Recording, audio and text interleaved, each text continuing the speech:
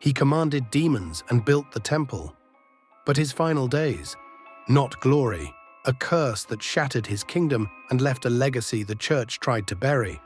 How does a man who could bind supernatural forces and speak with every creature on earth end his life, watching his kingdom crumble into cursed fragments? The ancient texts reveal a story so dark and supernatural that religious scholars have buried it for centuries. This isn't just about political failure. This is about a man whose pursuit of ultimate power led him into territories no mortal king was ever meant to explore. What you're about to discover about his death and the immediate supernatural curse that shattered Israel will change everything you thought you knew about the wisest king who ever lived.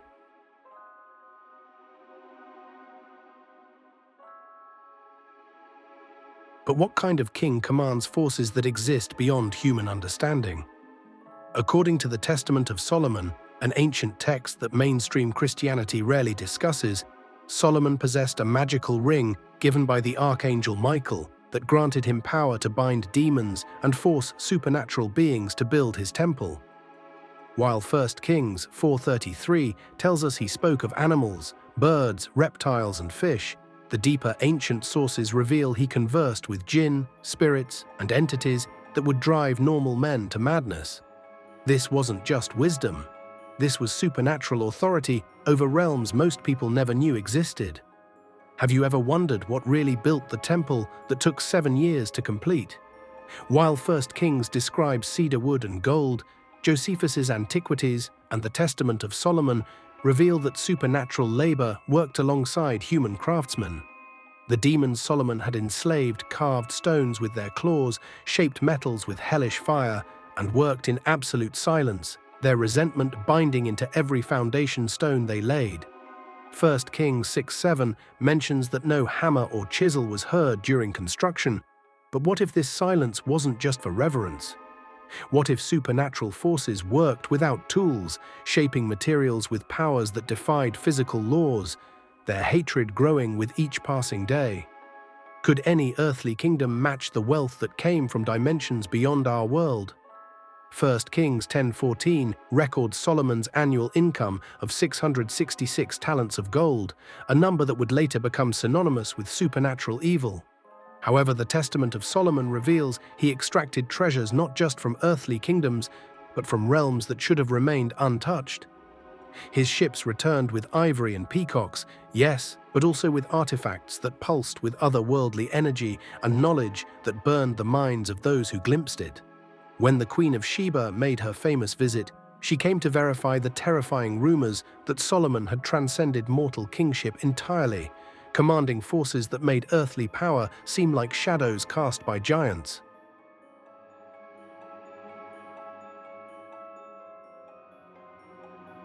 But what price does a man pay for marrying 1,000 women who each carry forbidden knowledge? Solomon's wives weren't just political alliances.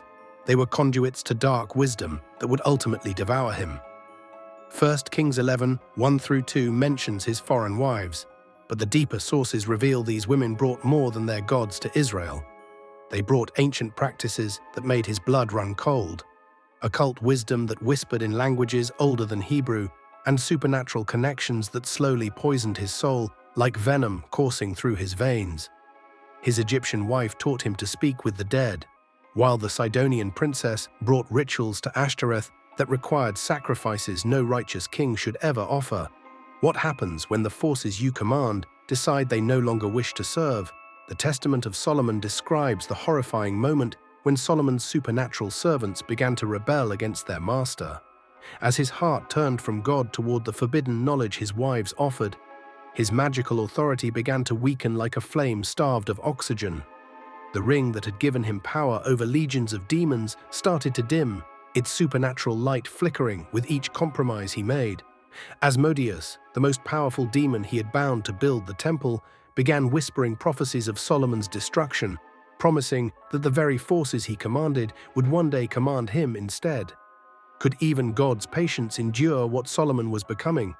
The Almighty appeared to Solomon twice with warnings, but by then the king's heart had already been corrupted by power that no mortal was meant to wield. 1 Kings 9:6-7 records God's conditional promise, Yet Solomon had already crossed lines that couldn't be uncrossed, opened doorways that couldn't be sealed. The high places he built weren't just altars for foreign worship, according to ancient sources. They were gateways where supernatural forces could manifest in the physical world, each sacrifice weakening the spiritual barriers protecting Israel and inviting darker entities to take residence in God's promised land. What does a kingdom look like when supernatural chaos begins to consume it from within? As Solomon's spiritual authority crumbled, demonic influence began manifesting throughout Israel like a plague spreading through a healthy body. Josephus records omens that filled his final years with dread. The temple's eternal flame flickered without cause, animals behaved as if possessed. And his advisors reported nightmares of Israel burning while demons danced in the flames. The very demons Solomon had once commanded now worked against him, sowing discord among his officials and rebellion among his people. When Jeroboam rose in revolt, it wasn't just political ambition driving him, it was supernatural forces that had been waiting decades for their moment of revenge. The truth gets darker from here. If you're ready to dive deeper into these forbidden biblical secrets, hit subscribe and ring that notification bell, because what comes next will challenge everything you thought you knew about this legendary king.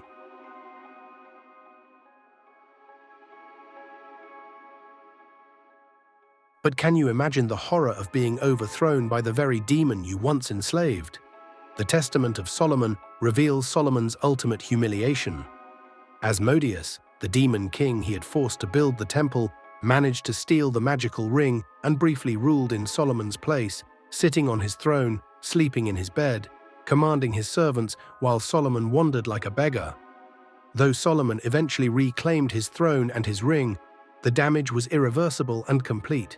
The supernatural authority that had once made him the most powerful man on earth had turned against him like a sword wielded by his own hand, and his final years were spent not as a commanding king, but as a prisoner of forces he could no longer control. What kind of death befits a king who commanded both heaven and hell? Solomon's death wasn't the peaceful passing of a respected monarch. It was the final breaking of supernatural bonds that had held his kingdom together through otherworldly power. 1 Kings 11:41-43 mentions his death almost dismissively, but ancient sources reveal the immediate supernatural consequences that followed like thunder after lightning. The moment Solomon's heart stopped beating, the demons he had enslaved for 40 years broke free from their bonds. The spiritual protections over Israel shattered like glass struck by a hammer, and the kingdom that had been supernaturally unified began to fracture along supernatural fault lines that had been building for decades. Could any heir hope to control a kingdom built on supernatural foundations when those foundations turned to quicksand? Rehoboam's foolish decision to increase his people's burdens wasn't just poor political judgment. It was the fulfillment of supernatural forces that Solomon's dabbling had unleashed upon his bloodline like a generational curse. The immediate division of the kingdom into Israel and Judah wasn't merely tribal politics. It was the physical manifestation of spiritual curses that Solomon's compromises had woven into the very fabric of the nation. 10 tribes broke away instantly, but the supernatural forces behind this division had been working for years, weakening every bond that held God's people together until one foolish word from an unprepared king brought it all crashing down.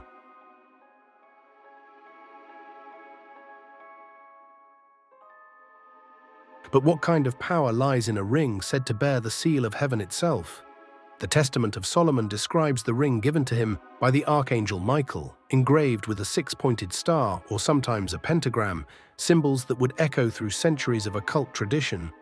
This ring wasn't just a tool, it was a key, one that opened doors between worlds, binding forces that should never have been unleashed. Jewish mystics later claimed the seal was inscribed with the ineffable name of God, a word so sacred it could command both angels and demons. Islamic scholars told their own versions in the Quranic tradition, where the seal of Solomon granted him command over jinn and even the wind itself. To medieval magicians, the ring became the ultimate talisman, appearing in grimoires like the Key of Solomon and the Lesser Key, manuals of ritual that promised fragments of his lost power to those daring or foolish enough to try. But why did so many cultures preserve versions of this one object? because the ring represented more than Solomon's authority. It symbolized the possibility that humanity could wield divine power directly. The ring bypassed priests, prophets, and rituals. Its authority was immediate, personal, and terrifying. Whoever held it didn't just pray for miracles, they commanded them, and herein lay the danger. If Solomon could wield this power and lose control of it, what stopped others from repeating his mistake? This question haunted theologians for centuries. For the Church, acknowledging the ring meant admitting that forbidden knowledge once lay in human hands. That is why, even today, the Seal of Solomon appears in places most believers would never expect. Etched into medieval churches, embedded in Kabbalistic diagrams, and hidden in alchemical manuscripts. Evidence of a power too dangerous to erase and too seductive to forget.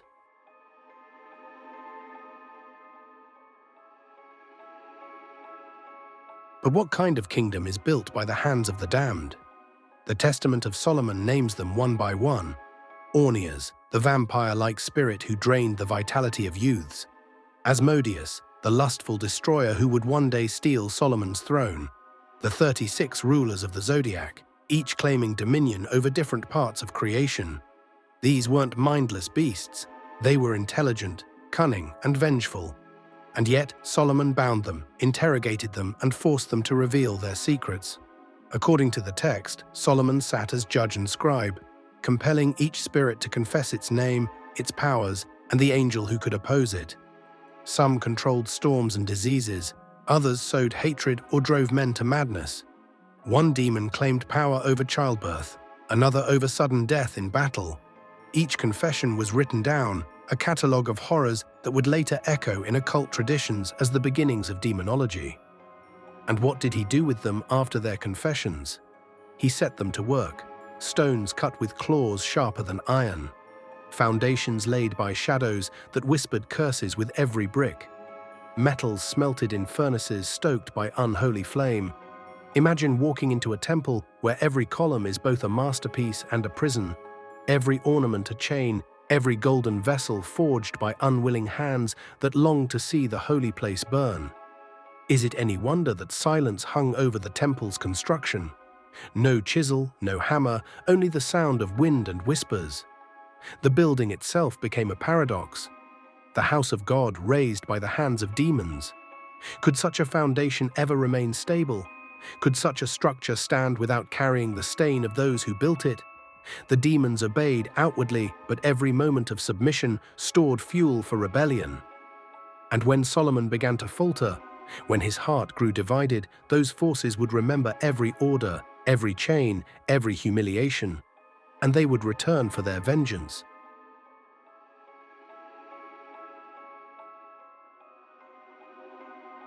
But what happens when someone finally dares to question the source of a king's power? The Queen of Sheba arrived in Jerusalem with gifts and riddles, her court whispering that she came not merely to test Solomon's wisdom, but to expose the truth behind his throne.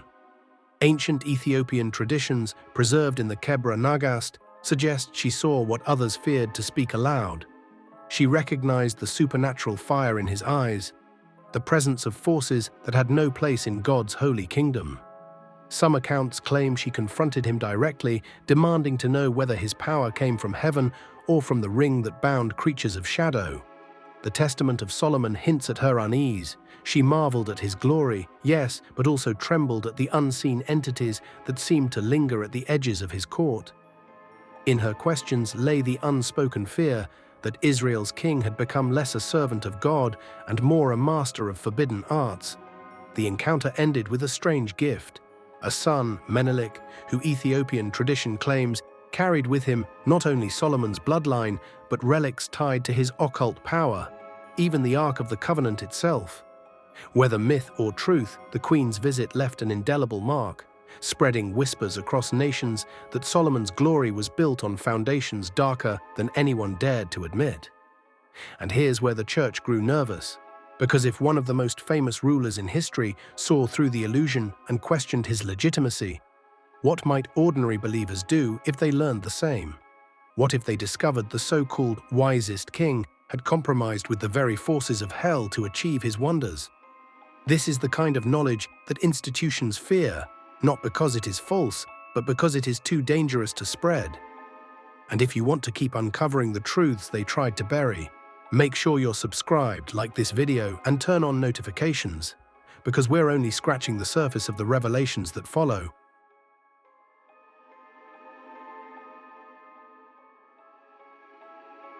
But what happens when wisdom turns not to folly but to horror? The Hebrew scriptures record that Solomon built high places for Chemosh and for Moloch, gods whose worship demanded the most unthinkable sacrifices. Archaeological evidence across the Levant has uncovered tophets, graves filled with the charred remains of infants, pointing to a cult of fire where children were offered to ensure prosperity. Could Israel's wisest king have sanctioned such rites? The thought is almost unbearable, and yet the sources whisper the same chilling truth. In his final years, Solomon's altars burned with more than incense. The rabbis tried to soften the story, claiming Solomon himself never sacrificed, only that he allowed his wives to do so. But ancient traditions suggest otherwise. Josephus hints at a corruption so deep that even the king himself bowed before foreign gods. The Testament of Solomon describes demons urging him towards sacrifices that would sever his covenant forever. And if those demons once built the temple, why wouldn't they demand their payment in blood? Imagine the people of Jerusalem watching smoke rise from altars built for gods their ancestors had fought to destroy. Imagine the priests of Yahweh standing powerless as their king, their anointed, opened the gates of hell within the holy city itself. The silence that once marked the temple's construction was now filled with screams. This is why his kingdom could not stand, because the covenant itself had been shattered not by external enemies, but by the very one entrusted to guard it. And as history shows, once Moloch is invited in, he never leaves quietly. His shadow lingers in every child sacrificed for ambition, in every system built on blood. Solomon's final years were not merely tragic. They were cursed, haunted by the gods he had unleashed upon his people.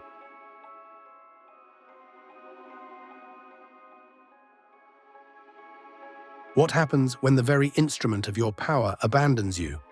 The Testament of Solomon preserves a tale that is almost too strange to believe, that the ring, the divine seal given by the archangel Michael, slipped from Solomon's grasp and into the hands of Asmodeus, the demon king he had once enslaved.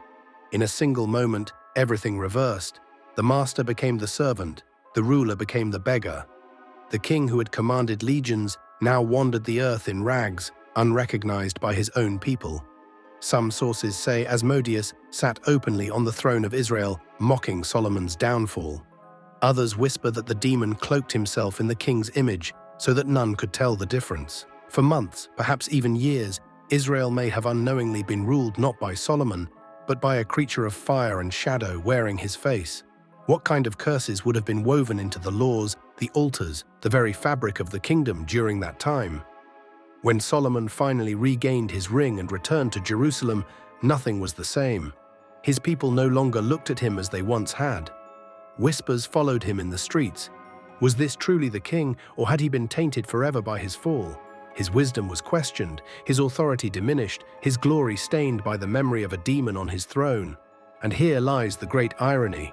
For decades, Solomon had commanded spirits with confidence, believing he was their master. Yet in the end, they had commanded him, leading him step by step into a trap he could not escape. The man who once held heaven's seal now lived under the shadow of hell's laughter.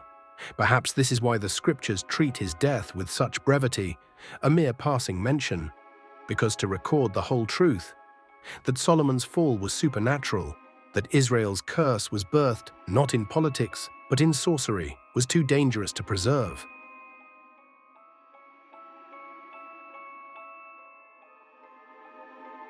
But what happens to a nation when the foundation itself has been corrupted? The moment Solomon died, the cracks that had been forming for years split wide open. 10 tribes broke away, leaving Judah and Benjamin to cling to the throne of David. To most, this looked like politics, the folly of Rehoboam refusing to lighten his people's burdens. But ancient traditions insist there was more, a curse woven into the very stones of the temple, waiting for the king's final breath. The demons Solomon had once bound were now free, loosed upon Israel like predators from a broken cage.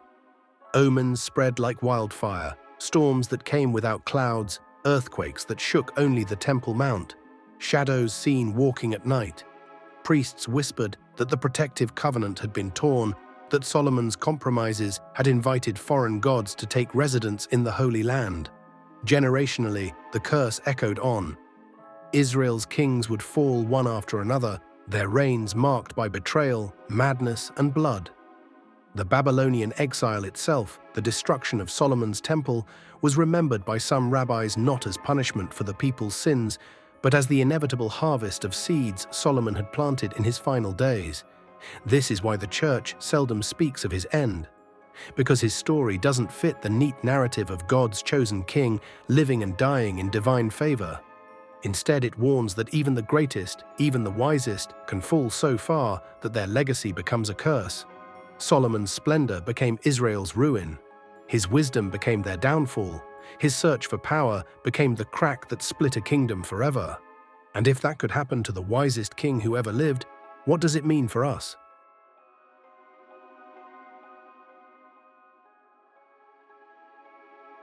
What do we call a man who knew every secret, commanded every force, and yet destroyed himself from within? The rabbis once whispered that Solomon's fall was the greatest warning in all of Scripture, that wisdom without obedience becomes madness, that power without humility becomes a curse. He had everything: riches beyond measure, knowledge that spanned heaven and earth, dominion over angels and demons alike. Yet in the end, he proved that the greatest enemy is not the devil, but the unchecked hunger of the human heart. The Book of Kings spares him humiliation with silence, but the hidden texts do not. They paint a picture of a king who died not as a shining example, but as a warning etched in fire. His throne was tarnished, his name whispered in fear, his legacy poisoned by the curses he himself unleashed. The demons he bound rejoiced at his death, and even the angels turned their faces away, for the man who once bore heaven's seal had bartered it for shadows. Imagine it, the wisest man who ever lived becoming the greatest fool in the eyes of eternity. His story closes not with triumph, but with a haunting truth. Knowledge is not salvation, and power is not security. What matters is the hand that guides the heart, and Solomon's heart, once touched by God, ended up bound by forces he was never meant to command. This is why the church buries his end, because it raises a question too terrifying to ask. If Solomon could fall, then who among us is safe? If even the wisest of kings could be deceived, then what hope do ordinary mortals have? His life is not just a story, it is a mirror held to humanity's face. We see in him the brilliance of our potential and the darkness of our ruin. So in the end, Solomon's cursed final days echo louder than his glorious beginnings. A man who had everything and lost it all because he dared to reach beyond the boundaries of heaven and found himself consumed by the abyss. What lesson burns brightest from the ashes of Solomon's cursed final days? His story reveals a terrifying truth that many religious teachers avoid: the deadly danger of seeking power beyond the boundaries God has established. He achieved everything a mortal king could desire, commanded forces that existed beyond human understanding, built the most magnificent temple the world had ever seen, yet ended his life watching everything crumble because he confused supernatural authority with spiritual faithfulness. His final days weren't filled with the wisdom and peace you'd expect from the wisest man who ever lived, but with the horrifying realization that he had opened doors to realms that should have remained forever sealed. The man who could command demons ultimately became enslaved by the very forces he thought he controlled, and his death released a curse upon Israel that would haunt them for generations. What do you believe really happened in those final cursed days? Do you accept the supernatural elements of Solomon's story that the church rarely teaches? Share your thoughts in the comments below, and don't forget to share this video with others who are ready to explore the hidden and forbidden truths.